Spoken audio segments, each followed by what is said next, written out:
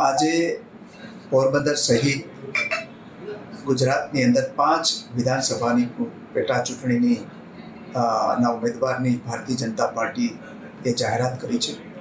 એમાં પોરબંદર વિધાનસભા માટે મને ટિકિટ આપવામાં આવી છે અને મારા ઉપર વિશ્વાસ મૂકવામાં આવ્યો છે. એ બદલ હું યશસ્વી વડાપ્રધાન નરેન્દ્રભાઈ મોદીજી, આપણા મજબૂત ગૃહમંત્રી શ્રી અમિતભાઈ શાહજી,